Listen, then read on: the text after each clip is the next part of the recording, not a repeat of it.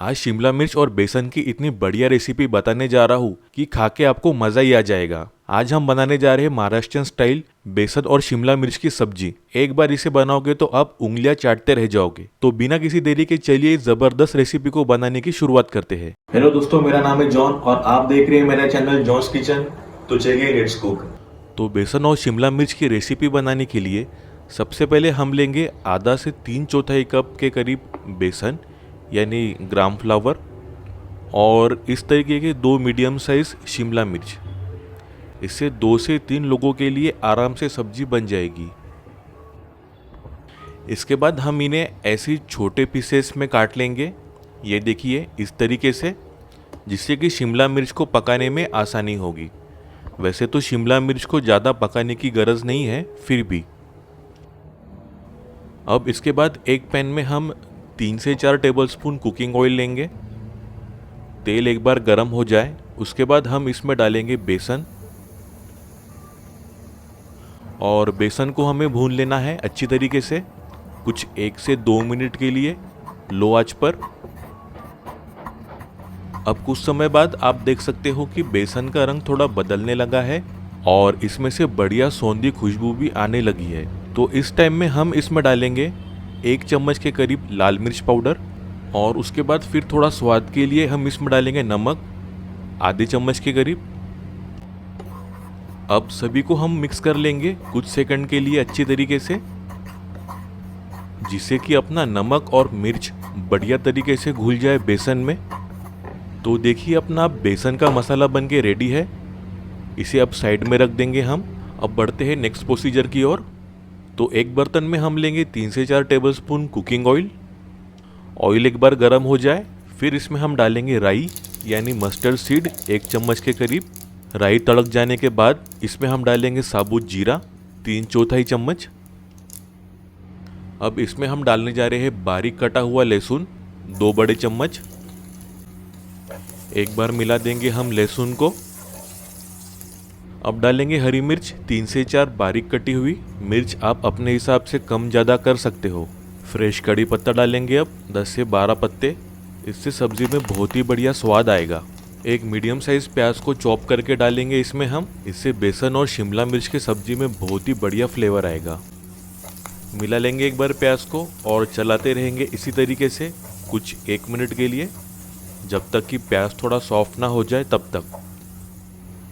अब जो शिमला मिर्च हमने काट के रखे थे वो मिला देंगे अब।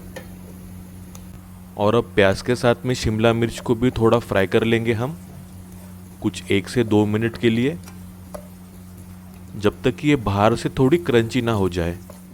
अब इसमें हम डालेंगे करीब 1 कप टमाटर की प्यूरी और इसमें मैंने 2 टमाटर को रफली मिक्सी में ब्लेंड कर लिया था। अब टमाटर की प्यूरी को भी हम मिला देंगे अच्छी तरीके से और चलाते रहेंगे चम्मच से। अब सूखे मसालों में सबसे पहले हम इसमें डालेंगे हल्दी पाउडर आधा चम्मच और फिर धनिया पाउडर डालेंगे हम 1 चम्मच के करीब और फिर लाल मिर्च का पाउडर डालेंगे हम 1 चम्मच। तीखा जो है आप अपने हिसाब से एडजस्ट कर सकते हो। अब इसमें हम डालेंगे गरम मसाला पाउडर आधा से 3/4 चम्मच। नमक आप अपने स्वाद के अनुसार डाल सकते हो, थोड़ा कम या ज़्यादा। अब इन सभी मसालों को एक बार मिला लेंगे हम अच्छी तरीके से और शिमला मिर्च के साथ में मसालों को भून लेंगे हम कुछ 1 मिनट के लिए ऐसे ही। अब जो बेसन का मसाला हमने बनाया था वो मिला देंगे शिमला मिर्च के साथ में। अब इस बेसन के मसाले को हमें अच्छे से मिलाना है और कुछ 1 से 2 मिनट के लिए ऐसे ही मिक्स करते रहेंगे हम और चलाते रहेंगे लगातार। और अब थोड़ा चाट मसाला डालेंगे हम आधा चम्मच के करीब। इससे सब्जी में और ज़्यादा चटपटा टेस्ट आएगा। मिला लेंगे इसे भी हम और उसके बाद हम इसमें डालेंगे आधा कटोरी के करीब पानी, जिससे कि मसाला और बेसन हमें अच्छी तरीके से पकाने में मदद होगी। एक बार मिला देंगे हम और उसके बाद इसे ढक देंगे और सब्जी को पकने के लिए छोड़ देंगे कुछ 5 से 6 मिनट के लिए स्लो मीडियम आंच पर। 6 से 7 मिनट हो चुके हैं। एक बार ढक्कन खोलकर चेक कर लेंगे हम।